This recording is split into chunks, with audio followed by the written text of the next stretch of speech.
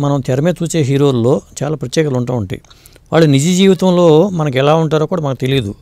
మీరు ప్రత్యక్షంగా చూస్తూ ఉంటారు కాబట్టి మీకు అలా మీరు గుర్తించిన సంఘటన ఏదైనా ఉందా?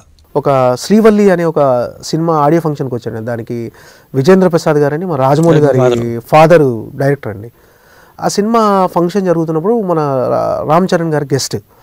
రామ్ చరణ్ గారు వచ్చారు, ఫుల్ క్రౌడ్ వచ్చింది, ఫ్యాన్స్ వచ్చారు, రామ్ చరణ్ గారు మాట్లాడారు.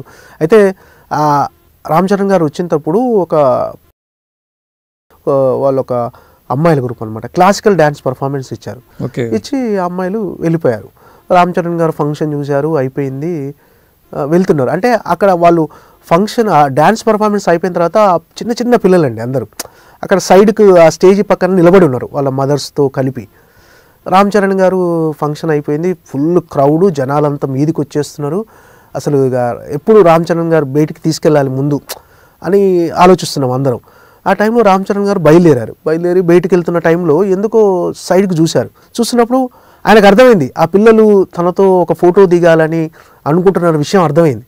యాక్చువల్గా ఫస్ట్ వాళ్ళ మదర్ ఒక ఆమె అడిగారు నన్ను, ఇట్లా రామ్ చరణ్ గారితో ఒక ఫోటో కావాలని. అంటే ఓకే అండి చూస్తాను, ఫంక్షన్ జరుగుతుందిగా ఈలోపు.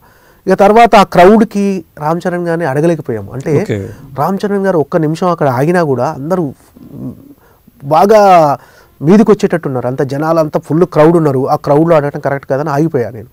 కానీ రామ్ చరణ్ గారు అక్కడ వెళ్తూ సైడ్కి అలా చూశాడనమాట. చూసి వాళ్ళు ఏదో వద్దామనుకున్న ట్రై చేస్తున్న విషయం అర్థమైపోయింది. రామ్ చరణ్ గారు వాళ్ళ దగ్గరికి వెళ్ళి ఓపిక్గా ఒక్కొక్కరి దగ్గర ఒక ఫోటో దిగి, అసలు నేను చూసి ఆశ్చర్యపోయాను.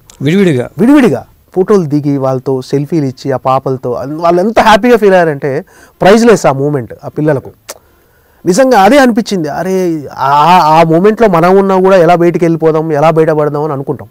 ఎందుకంటే అక్కడ ఏ తొక్కిసలాట జరిగినా ఏం జరిగినా ఎవరిది వాళ్ళు చూసుకుంటారు కదండి.